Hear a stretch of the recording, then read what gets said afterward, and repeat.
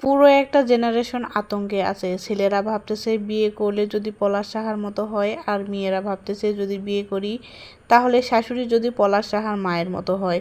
Hello guys, আসসালামু আলাইকুম। আশা করি আপনারা ভালো আছেন। আপনাদের দোয়া ও ভালোবাসায় আমিও অনেক ভালো আছি।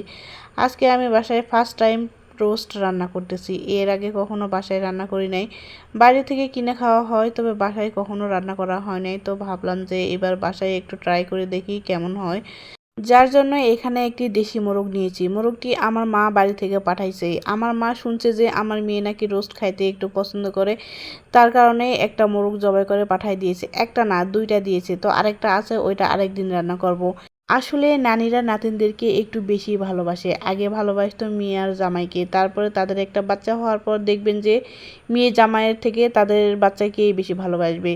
তো এখানে আমি এখন পেঁয়াজ বেরেস্তা করে নিতেছি। পেঁয়াজটা একটু এইরকম হালকা বাদামি কালার হয়ে আসলেই উঠাই নিব। তবে আমার পেঁয়াজ বেরেস্তাটা একটু ভাজা বেশি হয়ে গিয়েছে। উঠানোর পর দেখি যে কালারটা আরও একটু বেশি লাল হয়ে গিয়েছে। তবে খুব বেশি খারাপও হয় নাই, তিতা লাগে নাই। কারণ পেঁয়াজ বেরেস্তা উঠানোর পর না কালারটা আরও একটু গাঢ় হয়ে যায়, এটা আমি বুঝতে পারি নাই। তো এখানে উঠাই নিয়ে এই তেলের মধ্যেই আমি আবার রান্না করব। তো তেলটা একটু বেশি আছে, ভাবলাম যে এত তেলের মধ্যে রান্না করব না, যার কারণে তেল আর একটু আমি উঠাই রাখছি। উঠানোর পর এখানে আমি পেঁয়াজ কুচি দিয়েছি। পেঁয়াজ কুচিটা একটু হালকা বাদামি কালার করে ভেজে নিয়ে তারপরে এখানে আমি আদা রসুন আর জিরা একসঙ্গে বেটে রাখি, ওইটা দিয়েছি। তারপরে আলাদাভাবে পেঁয়াজ আর রসুন বেটে রাখছি, ওইটা দিছি। তারপরে দিছি যে বাদাম বাটা দিয়ে কিছুক্ষণ একটু নেড়েচেড়ে নিয়ে এখানে আমি রোস্টের মশলা দিয়ে দিতেছি। এটা রাঁধুনি রেডিমিক্স রোস্টের মশলা, ওইটা দিয়ে দিয়েছি। দিয়ে একটু ভালোভাবে নেড়ে নিয়ে এখন পানি দিয়ে দিব যাতে মশলাটা পুড়ে না যায়। এ পর্যায়ে খুব সুন্দর একটা ঘ্রাণ বের হইতেছিল। তো এখন আমি মশলাটা ভালোভাবে নেড়ে চেড়ে কষাই নিব, যাতে মশলাগুলোর কাঁচা কোনো গন্ধ না থাকে। মশলা যত ভালোভাবে কষাবেন তত কিন্তু রান্নাটা খুব টেস্ট হবে।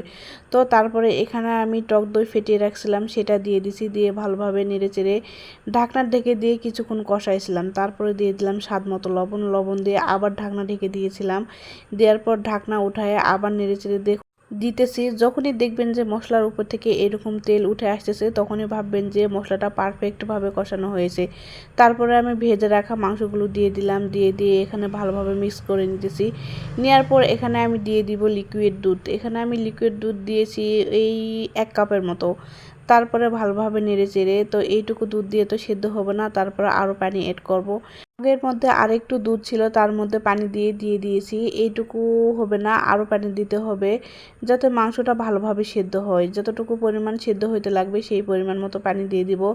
ঢাকনা ঢেকে কিছুক্ষণ জাল দিয়ে নিব। দেওয়ার পর তারপরে দিয়ে দিব কাঁচামরিচ। কাঁচামরিচ অ্যাড করার পর আরও কিছুক্ষণ জাল করে ঝোলটা যখন একটু গাঢ় হয়ে আসবে তখন কিন্তু রান্নাটা হয়ে আসবে। তারপরে আমি এখানে 1 টেবিল চামচ ঘি দিয়েছি। ঘি দেওয়ার পর পেঁয়াজ বেরেস্তা উপর থেকে ছড়িয়ে দিব।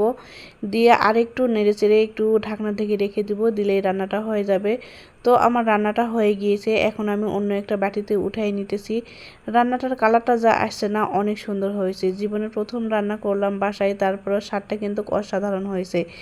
বাইরের কিনে খাইলে যেরকম হয় সেই রকম হোটেলের রোস্টের মতনই টেস্ট হয়েছে। তো আমার ভিডিওটি প্রায় শেষের দিকে, যদি আমার ভিডিওটি ভালো লাগে তাহলে লাইক কমেন্ট শেয়ার করবেন, আর আমার পেজটি অবশ্যই ফলো করে পাশে থাকবেন। তো ভালো থাকবেন, দেখা হবে অন্য কোনো ভিডিওতে। আল্লাহ হাফেজ।